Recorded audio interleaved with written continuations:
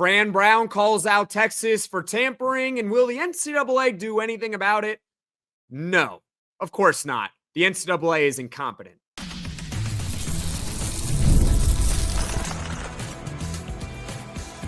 You are Locked On Syracuse, your daily podcast on the Syracuse Orange.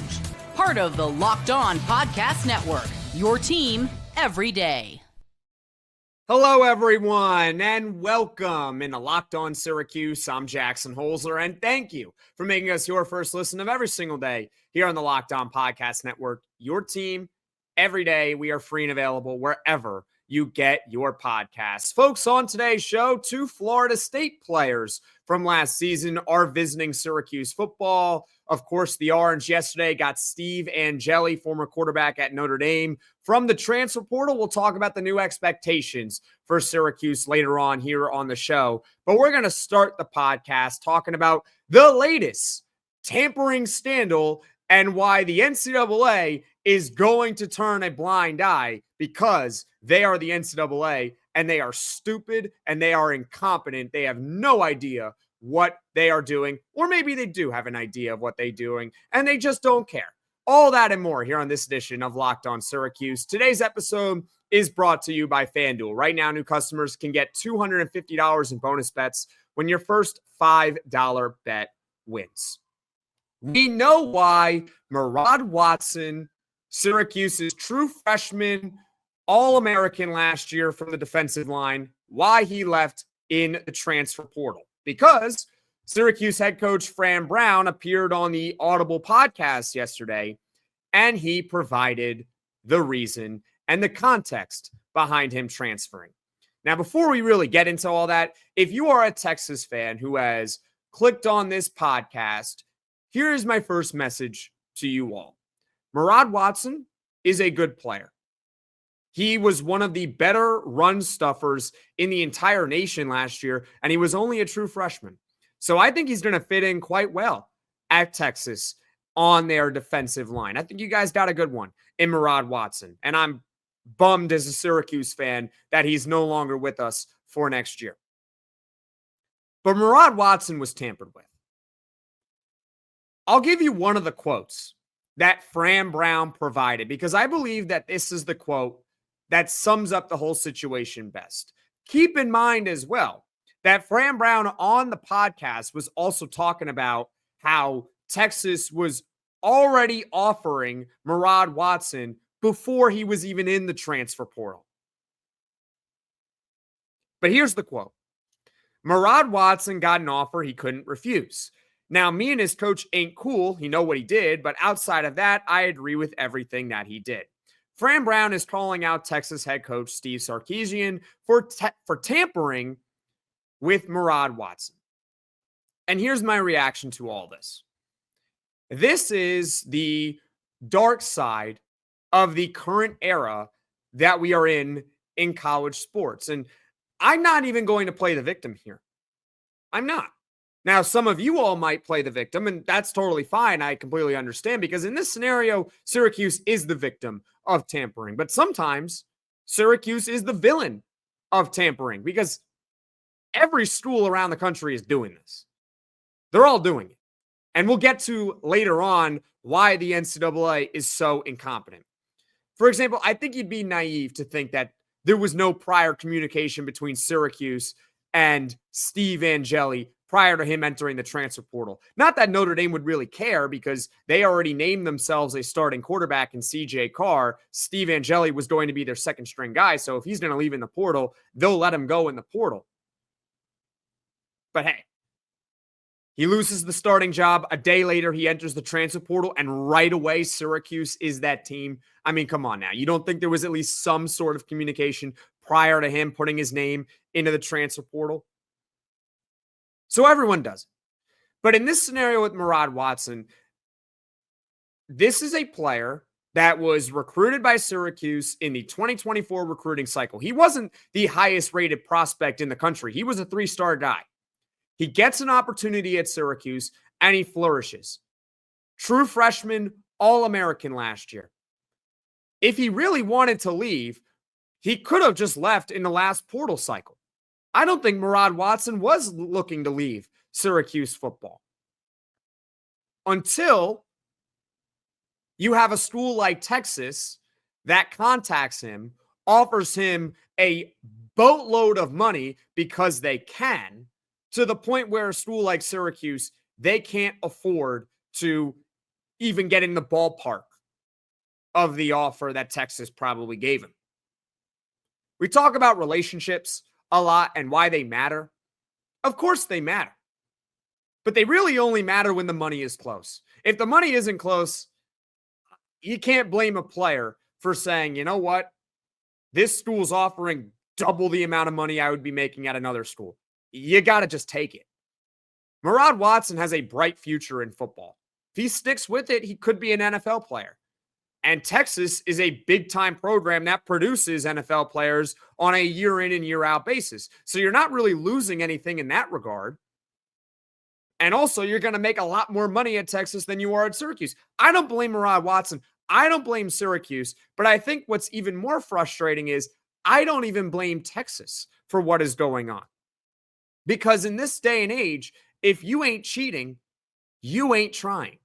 You got the head coach of Colorado, Deion Sanders, calling out Virginia football for tampering.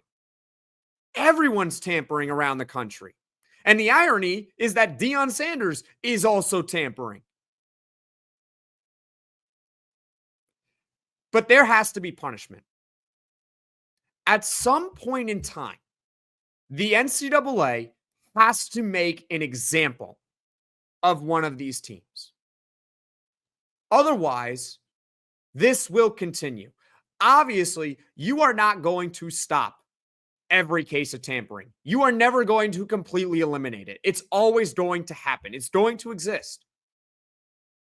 But if you can lay down a strict penalty on one of these teams for doing it, maybe it happens less.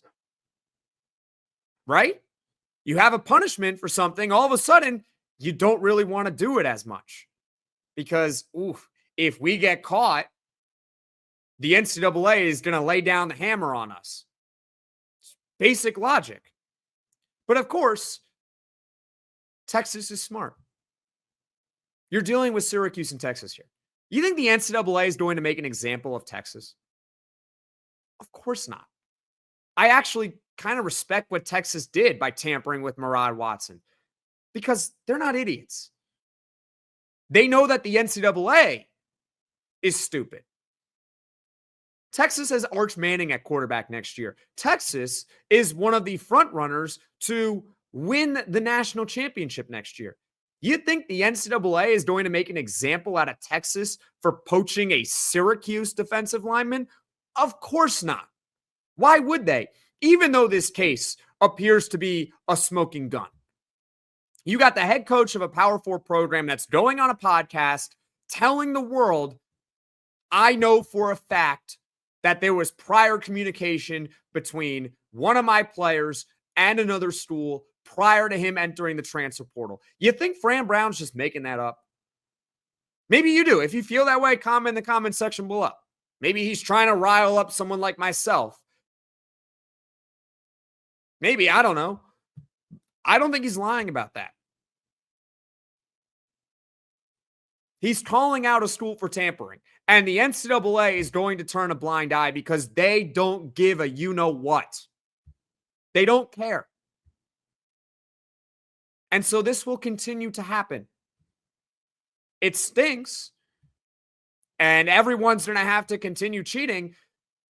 But if you're the NCAA, you got one or two choices here. Or you got two choices. You can actually open up an investigation and make an example. I'm not saying you got to ban Texas from the playoff, ban Texas from a bowl game, but hey, how about a fine? I'll take a slap on the wrist punishment. Even that's better than nothing for tamper. That's better than nothing. Or number two of what you could do is just eliminate it altogether, meaning there is no rule against tampering. You can just willy-nilly talk to players however you please. Because then at least it's within the rules and we just all sit here and say, yep, it's within the rules, so whatever. So you got two choices, NCAA. But for now, My best guess, the NCAA is going to turn a blind eye. They're not going to open up an investigation. They don't give a rat's you-know-what about Murad Watson going to Texas, even though you got a head coach calling out Texas for tampering. They don't care at all. They're going to continue to have a Fugazi rule in place against tampering. But hey, one day if Syracuse decides to really tamper and they get caught, you know what? Something is going to happen to them because it's Syracuse and it's not Texas. I want to hear from you in the comments section below. Obviously, I'm pissed off because nothing is going to happen from this. And I'm basically calling out the NCAA for their incompetence, and we know that they're not going to care. But I want to hear from you in the comments section below. Again, I respect what Texas did because they're not stupid. Syracuse is not in the wrong here, and Murad Watson is definitely not in the wrong here. What's he supposed to do? Turn down the money? Comment your thoughts in the comments section below. We'll move away from this cheating scandal, and we'll talk about something else coming up here on Locked On Syracuse. The expectations with Syracuse now that Steve Angeli is in the mix. Did you know your Fire TV is also an Xbox? Turn any TV into your gaming and entertainment hub with Fire TV Stick 4K devices. No console required. Just grab your pair of controllers, subscribe, or sign into Xbox Game Pass Ultimate with EA Play included, and you're ready to play. Dive into hundreds of premium titles from EA Sports College Football 25 to Call of Duty, Black Ops 6, and Avowed as you easily stream your favorite shows. It's gaming made simple, and it's all on your Fire TV. With 4K streaming, watch more than 1.5 million movies and TV episodes from your favorite subscribed services like Netflix, Prime Video, Disney Plus, Max, and more. Head to Amazon.com/Fire TV Locked On to get started. Xbox Game Pass Ultimate subscription and compatible controller required. Available on select devices, including Fire TV Stick 4K 2nd Gen, Fire TV Stick 4K Max 1st and 2nd Gen, and Fire TV Cube 3rd Gen. This is Locked On Syracuse. I'm Jackson Holzer. Let's talk about the expectations for Syracuse football now that Steve Angeli is officially a member of the Syracuse Orange. And I want to hear from you. Comment your expectations for Syracuse football next season now that Steve Angeli is with Syracuse. Angeli, for those that don't know, is a top 20 overall transfer quarterback on 24/7 Sports and on On3, and he's actually rated higher than LSU transfer Ricky Collins, who Syracuse got earlier this offseason. Now, for some context for you all, FanDuel has not changed Syracuse's over-under win total for next season, which is only for the regular season. Syracuse's over-under is 5.5 wins. Now, the way I look at it is this. I am slightly raising my expectations for Syracuse football in 2025. Yes, folks, I myself, Jackson Holzer, is feeling a little bit more optimistic about Syracuse football with Steve Angeli here. And here's why I believe this. Here's why I'm slightly raising my expectations. Not by all that much, just a little bit, all right? I listened to what Spencer McLaughlin of the Locked On College Football podcast had to say about Steve Angeli. And he made a great point about him.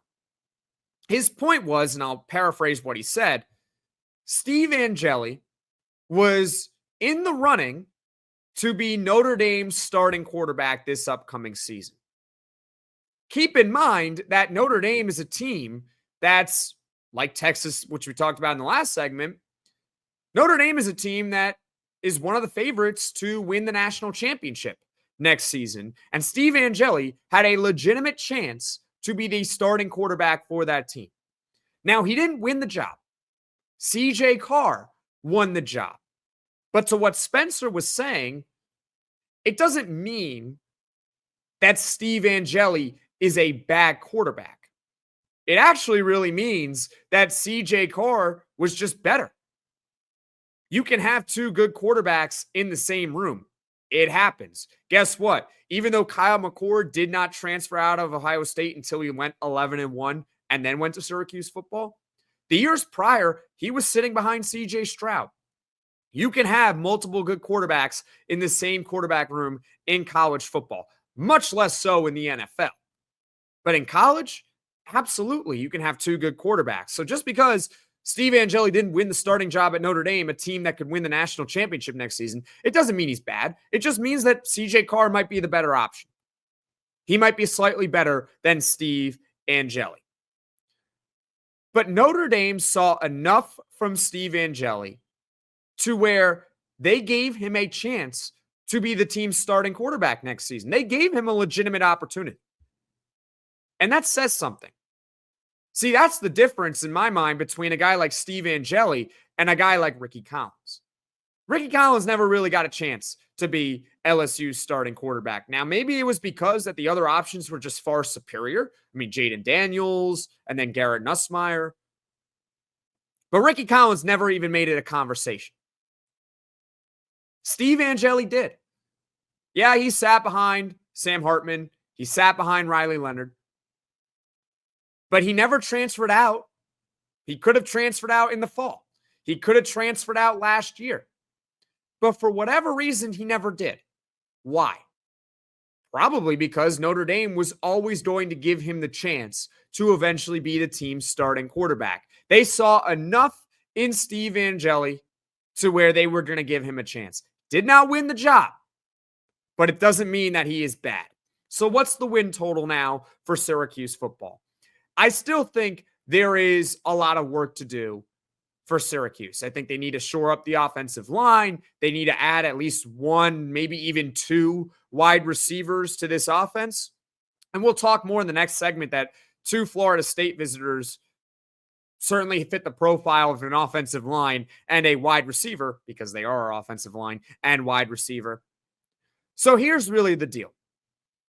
I don't think the range of outcomes for Syracuse has changed. I think there is a wide range of outcomes for Syracuse next year, to the point where I can see Syracuse being really good, and I can also see Syracuse being really bad. I could see them winning anywhere between, if you look at their schedule, anywhere between 3 games and 9 games, which if you split the difference means I think they're going to go 6-6.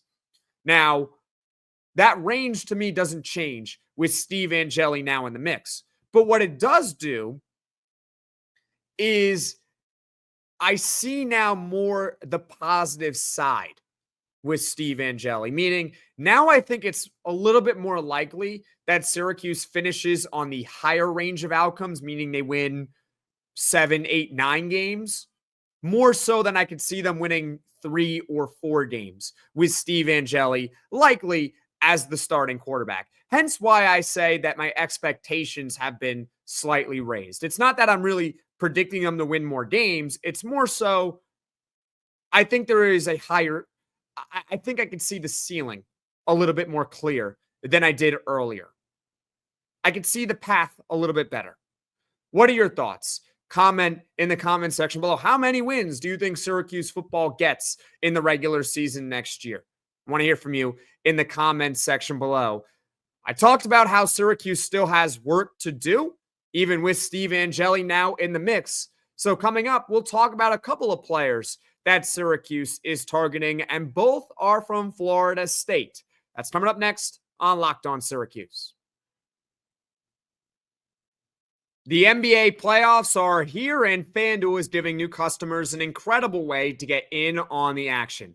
Right now, when you join FanDuel and place your first $5 bet, you'll get $250 in bonus bets if your bet wins. I love how FanDuel makes betting so easy, whether it's picking my favorite team or diving into some player props. Plus, after the game tips off, you can even combine live prop bets into a same-game parlay for a chance to win even more. Don't miss out. Head to FanDuel.com and claim your $250 in bonus bets today.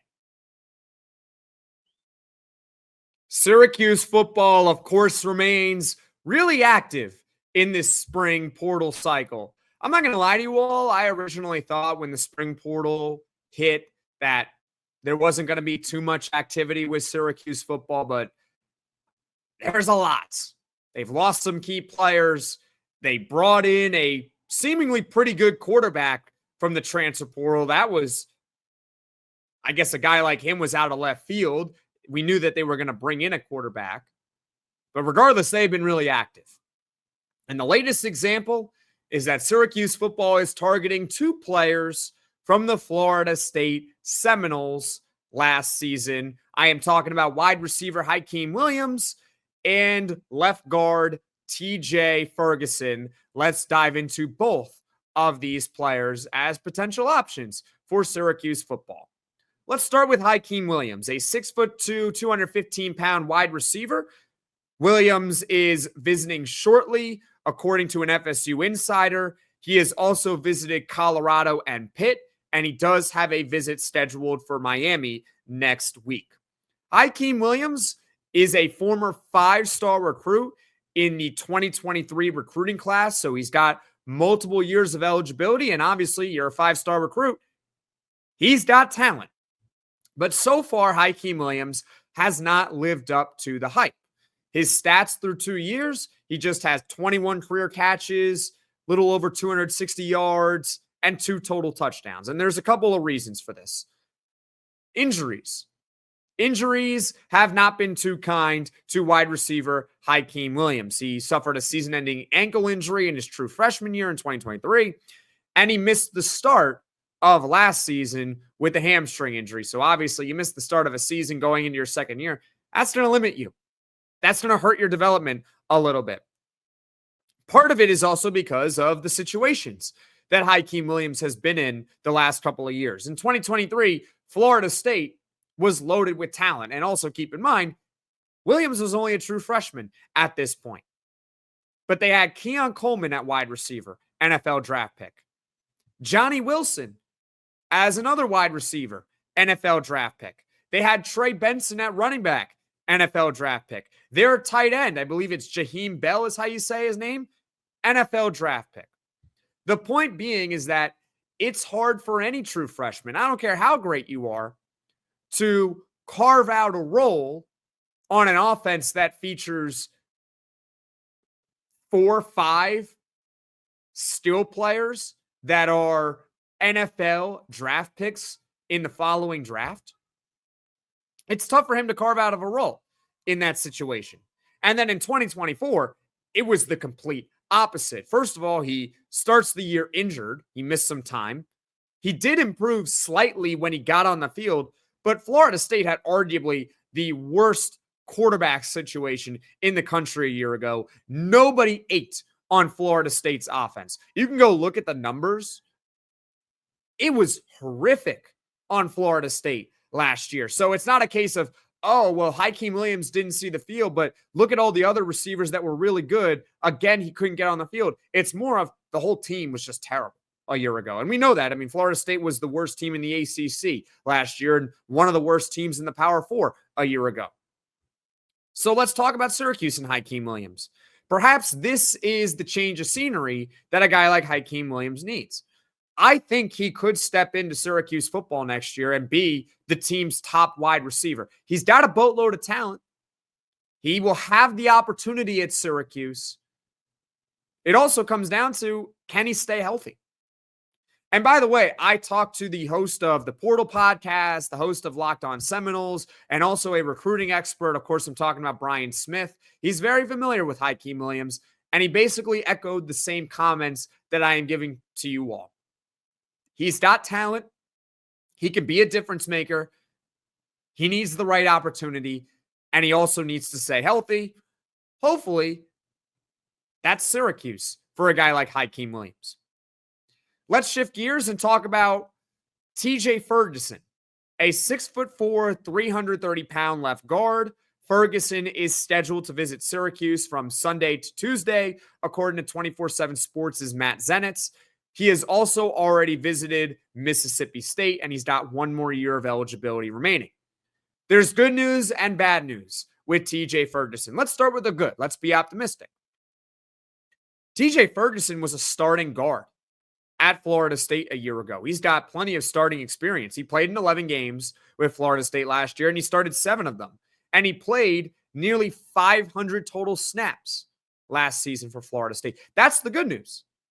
This guy was on the field as a starter last year for an ACC team. What's the bad news? What's the catch? Well, he wasn't good.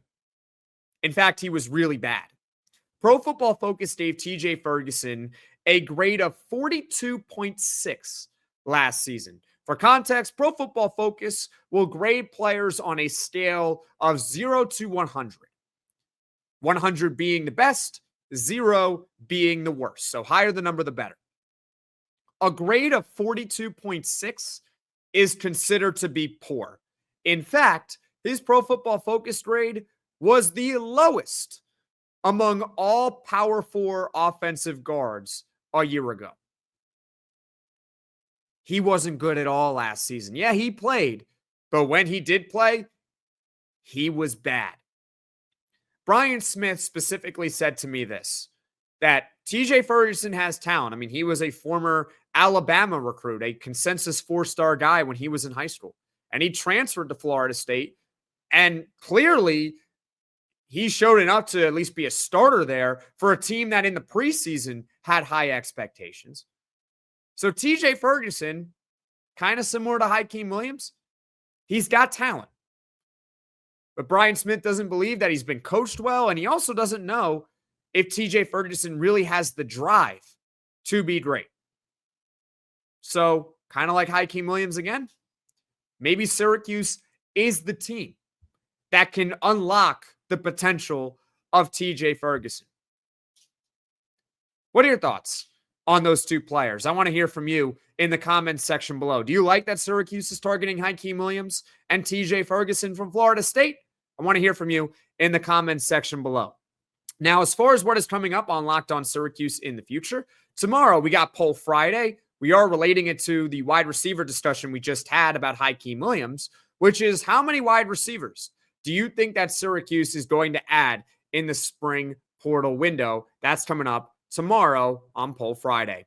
Thank you for making Locked On Syracuse your first listen today. And for your second listen, check out the Locked On Portal Show. We talk about Brian Smith here a lot on the podcast. He has the latest rumors, portal entries, signings every day, and you can be the most informed fan on the rapid changes in college football right now. Find the Portal Podcast on YouTube or wherever you get your podcasts. And folks, thank you all so much for watching. Thank you all so much for listening. If you like this podcast, be sure to hit that like button. If you really enjoy the podcast, be sure to hit subscribe. Tell all your friends about Locked On Syracuse, and I will see you all again soon.